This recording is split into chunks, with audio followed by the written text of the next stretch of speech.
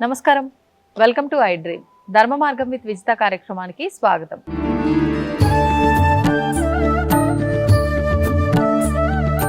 నమస్కారం అండి. జై శ్రీరామ్. జై శ్రీరామ్. రామాయణం గురించి మనం వింటూ ఉంటాం. రామాయణంలో ఇలా చెప్పబడింది, అలా చెప్పబడింది. ఇది ఒక ఇతిహాసంగా మాత్రమే తీసుకోవాలా, లేదు అంటే మానవ జీవితానికి ఒక మార్గదర్శకంగా తీసుకోవాలంటారా? రామస్య అయనం రామాయణం. రామస్య అయనం అంటే దక్షిణాయనం, ఉత్తరాయణం. అయనం అంటే మార్గం అని అర్థం అన్నట్టు. రాముడి యొక్క మార్గంలో భారతీయ జీవన విధానం అంతా కూడా ఆధారపడి ఉంది. ఒక మార్గదర్శకంగానే మనం తీసుకోవాలి. రాముడు మార్గదర్శకమే కదండి. ఇప్పుడు ఎన్ని దేవతామూర్తులు రండి, ఇప్పుడు అనేక దేవతామూర్తులు వస్తున్నారు. చివరికి వచ్చేసరికి శ్రీరామనవమికి వచ్చేసరికి అందరూ కూడా ప్రతి ఇంట కూడా ఎక్కడ పార్టిసిపేట్ చేయని వాళ్ళు కూడా ఖచ్చితంగా కళ్యాణానికి వెళ్తారు, 2 అక్షతలు తెచ్చుకుంటారు, తలంబ్రాలు తెచ్చుకుంటారు. అట్లా రాముడి యొక్క అనుగ్రహం ఆశీస్సులు ఉండాలని చాలా మహిమాన్వితమైనటువంటి శ్లోకం ఉందండి. రాముడు ఎందుకు ఆదర్శము అనంటే, మానవత అవతారం ఎత్తి నేను మానవుడిని అని ఎక్కడ చెప్పలేదు, కానీ ఆయన యొక్క రూపము రామో విగ్రహవాన్ ధర్మ, మూర్తి భవించినటువంటి ధర్మమూర్తి. శాశ్వతమైనటువంటిది ఏంటిదంటే చివరికి వచ్చేసరికి ధర్మమే. రాముణ్ణి మర్యాద పురుషోత్తముడు అని కూడా అనేవారని విన్నాము. ఎందుకని? రాముడు ఎవరినైనా కూడా చూడగానే స్మిత పూర్వ విభాసి, ముందుగా తను మాట్లాడిస్తుండే. పూర్వ విభాసి అది కూడా ఏదో మాటలు, ఈరోజు ఒక మాట మాట్లాడితేనే ఏదో సంపద పోతున్నట్టున్నటువంటి జీవన విధానంలో రామ అని స్మరించగానే ఆయన ఇలా ఉన్నాడు, మనం కూడా ఇలా ఉండాలి. శ్రీరామ జయ రామ జయ జయ రామ అని అంటుంటాం కదా, 13 అక్షరాలు అన్నట్టు మహామంత్రం ఇది. ఇది చేసినటువంటి వారికి జయం జరుగుతుంది. అట్లా మర్యాద పురుషోత్తముడు భార్యతోని ఏ విధానంగా ఉండాలి, భార్య భర్తలు ఏ విధానంగా ఉండాలి, తండ్రితోని ఏ విధానంగా ఉండాలి. ఒకే మాట అన్నాడండి, అరణ్యానికి వెళ్ళుము అంటే ఏమన్నాడు రాముడు? వెళ్ళిపోయాడు. రేపు నీకు పట్టాభిషేకం అంటే పొంగిపోయిందా? పొంగిపోలేదు కదా. లేదు, నువ్వు అరణ్యానికి వెళ్ళాలి అని అన్నారు. అనగానే ఎక్కడ కుంగిపోలేదు. స్థిత ప్రజ్ఞత అని అంటారు అన్నట్టు.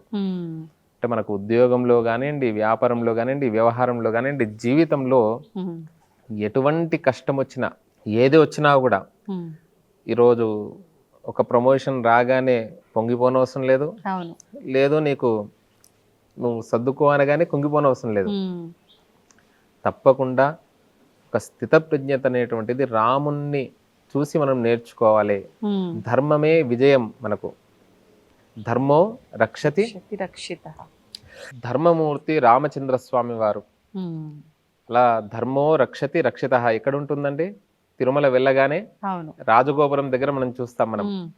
కాబట్టి రాముణ్ణి మనం ఆరాధిస్తే, రాముణ్ణి స్మరిస్తే, రామాయణంలో రోజు కనీసం 1 పేజీ అన్నా కూడా చదివితే మనకు ఖచ్చితంగా విజయం జరుగుతుందండి.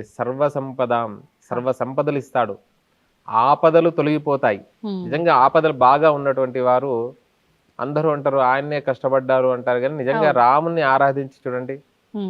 ఇప్పుడు ప్రస్తుతం హనుమంతుడే కదా మార్గదర్శకం. ఆయనను పట్టుకుంటున్నారు కదా, సింధూరం పెట్టుకోవడం కానివ్వండి, హనుమంతుడికి ప్రదక్షిణ చేయడం కానివ్వండి. ఆయనకు ఎవరంటే ఇష్టం అండి? రాముడే కదా. ఎత్ర ఎత్ర రఘునాథ కీర్తనం తత్ర తత్ర కృతమస్తకాంజలిం బాష్పవారి పరిపూర్ణలోచనం. ఆనంద బాష్పాలు వస్తాయంట రాముణ్ణి కీర్తిస్తే. ఆయనకు ఎక్కడెక్కడ రామనామం అవుతే ఆయన వచ్చి అక్కడ కూర్చుంటాడంట. పరిపూర్ణలోచనం మారుతిం నమత రాక్షసాంతకం అని చెప్పారన్నట్టు. అంత గొప్పనైనటువంటి జీవన విధానాన్ని, ఒక కుటుంబ వ్యవస్థ ఏ విధానంగా ఉండాలి, భృత్యులు అంటే సేవకులు కూడా ఎలా ఉండాలి, మొత్తం జీవన విధానము, జీవన గమనము, జీవిత లక్ష్యాన్ని తెలిపేటువంటిది రామాయణం అండి. కాబట్టి రాముడి లేని గ్రామము లేదు. గకారం తీస్తే రామం కదా. ఇప్పుడు గ్రామాలన్నీ వెళ్ళి కూడా అన్ని పట్టణాలు అయ్యాయి. కాబట్టి ప్రతి గ్రామాన రామనామం. ఇన్ని దేవాలయాలు లేవండి పూర్వము. ఒకే ఒక హనుమంతుడు ఉంటుండే. నిజమే, ఒకే ఒక హనుమంతుడు. అది కూడా ఏదో మంచి చెక్కినటువంటి ఒక పంచలోహము ఇలాంటిది కాదు. ఆ రాయి మీదనే చెక్కేసి శివాజీ మహారాజ్ సమర్థ రామదాసు గురువు ఆయన శివాజీ మహారాజుకు ఆయనే ఈ శ్రీరామ జయరామ జయ జయరామ అనేటువంటి నామాన్ని ఉపదేశించి నువ్వు ఈ నామాన్ని ఇస్తున్నాను మొత్తం ప్రపంచాన్ని భారతదేశాన్ని అని చెప్పారు. అంతా కూడా భారతదేశం అంతా కూడా సాధించి ఆయన భిక్ష తెచ్చి స్వామి నేను సాధించానని తెస్తే నేనేం చేస్తాను ఈ రామనామాన్ని ప్రచారం చెయ్యి అని చెప్పానండి. అంత గొప్పనైనటువంటిది. రాజ్యం కావాలన్నా కూడా రాముణ్ణి ఆరాధించాలి, సంపద కావాలన్నా రాముణ్ణి ఆరాధించాలి, ఒక కుటుంబంలో భార్యాభర్తలకు ఇద్దరికి కూడా సఖ్యత కావాలన్నా కూడా రాముణ్ణి ఆరాధించాలి, సంతానము కావాలన్నా వివాహము కావాలంటే రామ కళ్యాణంలో పాల్గొనాలి, రాముణ్ణి ఆరాధించాలి. అన్నిటికీ కలియుగంలోనండి ఒకే ఒక దైవం రామచంద్ర స్వామి వారు, ఆ రామదూత హనుమంతుడు. రామాయణం. Okay okay. అంటే ఇప్పుడు రామాయణం నిత్యం ఒక పేపర్ అన్నా చదవాలి అన్నారు. నియమాలు ఏమన్నా పాటించాలంటారా? నియమాలు ఏమీ అవసరం లేదండి. రోజు అంటే శ్లోకం కాకుండా అర్థంతో సహా చదువుకుంటే చాలా విశేషం, చాలా మధురమైనటువంటిదండి. కూజంతం రామరామేతి మధురం మధురాక్షరం. ప్రతి అక్షరము కూడా మధురమైనటువంటిది. అసలు రామాయణం ఎన్ని శ్లోకాలండి మనకు తెలిసినంత వరకు? 24,000 శ్లోకాలు ప్రస్తుతం కలియుగంలో. అసలు ఎన్ని శ్లోకాలండి? 100,000,000 ప్రవిస్తరం, 100 కోట్ల సంఖ్య రామాయణం, 100 కోట్ల శ్లోకాలంట. చరితం రఘునాథస్య ఆనంద రామాయణంలో చెప్పారు 100,000,000 ప్రవిస్తరం ఏకైకమక్షరం ప్రోక్తం మహాపాతక నాశనం.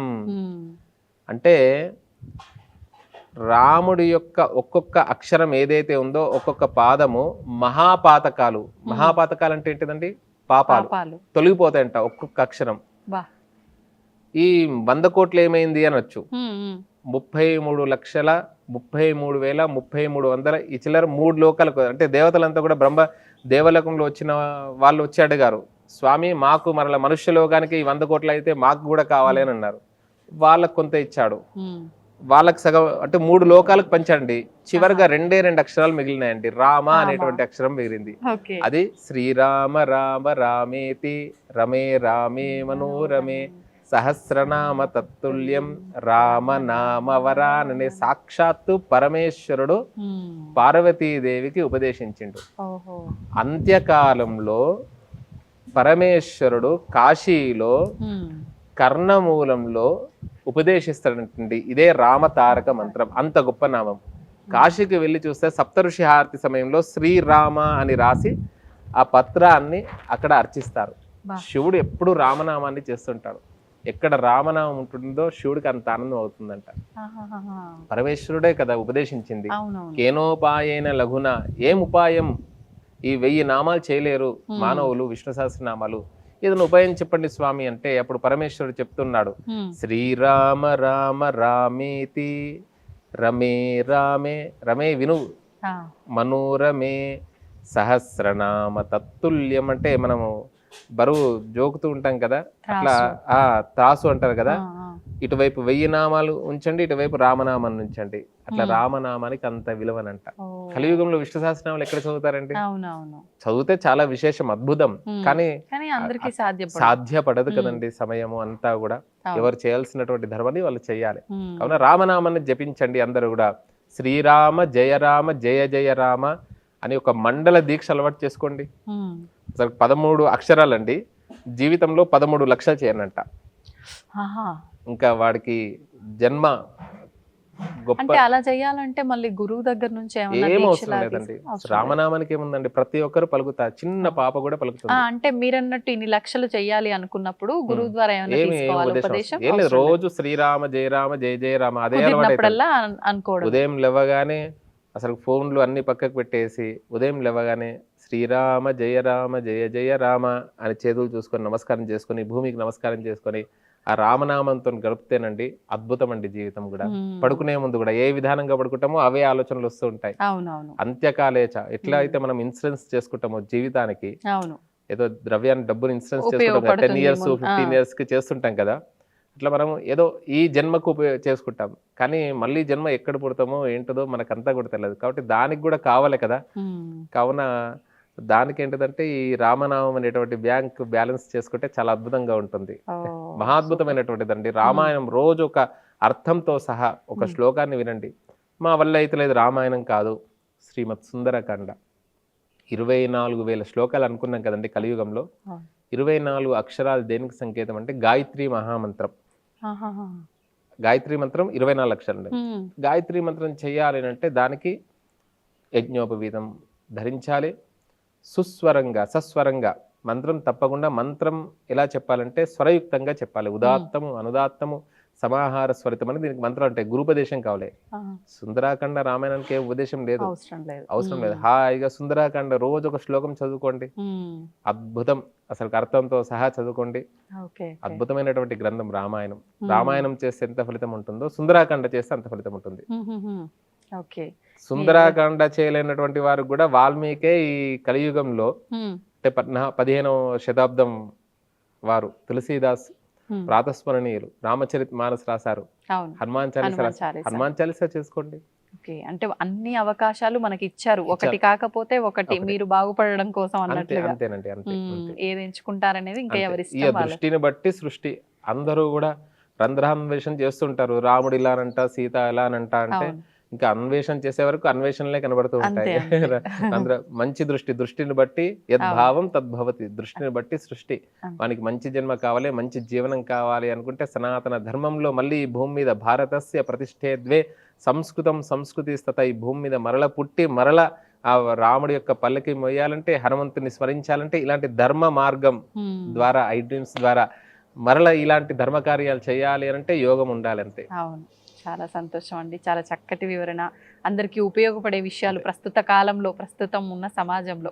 ఒక్క శ్లోకం చదువుకోండి. ఆపదామపహర్తారం దాతారం సర్వసంపదాం లోకాభిరామం శ్రీరామం భూయో భూయో నమామ్యహం. యంగా రాముడు సర్వ సంపదలు ఇస్తాడండి. ఎలా అంటే మనస్సు పెట్టి చేయాలి. ఇది చాలా 32 లెటర్స్, 32 అక్షరాలు, 32 శ్లోకాల నుండి 32 శ్లోకాలు కూడా చేయలేరు కలియుగంలో. కనీసం ప్రయాణానికి అంటే ముందు, తర్వాత తినే ముందు, పడుకునే ముందు నా ఆపదలు తొలగించు స్వామి. ఈ 32 శ్లోకాలు 32 కోట్ల బీజాక్షరాలు మహామంత్రాలతో కూడుకున్నటువంటి శ్లోకాలు అండి 32 శ్లోకాలు. ఆ 32 శ్లోకాలు కూడా పఠించలేరని ఈ చిన్న శ్లోకాన్ని ఇచ్చండి. ఈ శ్లోకాన్ని ఇచ్చండి, అద్భుతాలు జరుగుతాయి. ఆపన్నజన రక్షైక దీక్షాయామిత తేజసే నమోస్తు విష్ణవే తుభ్యం రామాయాపన్ నివారణే. నా ఆపద తొలగించు స్వామి. ఆ అనే అక్షరం ప ఆపదాంబ భరతాలు ఉంది కదా, ఈ 32 అక్షరాలు ఏవైతే ఉన్నాయో 32 శ్లోకాలలో ఒక్కొక్క శ్లోకం నుండి ఒక్కొక్క అక్షరం. ప అనే అక్షరం ఆ ప పదాంభోజర జస్పర్శ పవిత్ర మునియోషితే నమోస్తు సీతా పతయే రామాయాపన్ నివారిణే. ఆ ప దానవేంద్ర మహామత్త గజ పంచాస్య రూపిణే నమోస్తు రఘునాథాయ రామాయాపన్ నివారిణే. ఇలా చెప్పుకుంటూ వెళ్తే దాదాపు మన ఐ డ్రీమ్స్ లో దాదాపు 300 ఎపిసోడ్స్ చేయొచ్చు. అంత మహిమాన్వితమైనటువంటిది రామనామం. అవకాశం ఉంటే మరి ఆ రాముడి దయ తప్పకుండా చేద్దాం. తప్పకుండా. అసలు అద్భుతం, రాముణ్ణి మించిన దైవం లేడండి. ఐ డ్రీమ్స్ ద్వారా అందరికీ కూడా కన్ఫ్యూజ్ కాకండి. పూర్వం ఏ విధమైనటువంటి పద్ధతి ఉందో, ఏ విధమైనటువంటి జీవన విధానం ఉందో, మన తాత తర్వాత మన జనరేషన్స్ ఎలా గడిపారో అలానే గడపండి. కొత్త కొత్త పద్ధతులు, కొత్త కొత్త విధానాలు వద్దు. మనం రాముని నమ్ముకుందాం, కృష్ణుడిని నమ్ముకుందాం. మాతృదేవో భవ, పితృదేవో భవ, ఆచార్య దేవో భవ. ఒకే అంతే కదండి, ఏకపత్ని వ్రతుడు స్వామివారు. ఆ అమ్మవారు కూడా సుందరాకాండలో అంటుంది శచీదేవి ఏ విధానంగా ఉందో అంటే నేను ఆ విధమైనటువంటి పాతివ్రత్యాన్ని, పతియే వ్రతం కలిగినటువంటి దాన్ని, ఇట్లా భార్యాభర్తలు ఏ విధానంగా ఉండాలో ఒక కుటుంబ సంరక్షణ జరుగుతుందండి రామాయణాన్ని స్మరిస్తే, రామాయణాన్ని పఠిస్తే. అంత గొప్పనైనటువంటిది. అలా రామాయణాన్ని అందరూ కూడా తప్పకుండా పఠించండి. కనీసం హనుమాన్ చాలీసానైనా కూడా చేయండి అని కోరుతూ జై శ్రీరామ్. ధన్యవాదాలండి. జై Sriram. And for more videos, please subscribe to iDream. Please subscribe to iDream. Please subscribe iDream. And please subscribe to iDream. For more videos, subscribe to iDream. please like, share and subscribe to the channel. Congratulations, iDream. Subscribe to iDream. Subscribe to iDream. So subscribe to iDream Media. iDream team andarki huge congratulations. Please subscribe iDream Media. Please subscribe to iDream. Subscribe iDream. Please subscribe to iDream. iDream అంటే నా కళల ఛానల్ను subscribe చేసుకున్న నోరు తిరుగుతలేదు, మీరైతే గంట గుర్తు కొట్టండి. For more such videos, please subscribe to iDream. Subscribe to iDream. Please subscribe to iDream. Please subscribe iDream Media. Please do subscribe to iDream. Please subscribe to iDream Media. For best entertainment and information, please subscribe iDream. And don't forget to subscribe to iDream.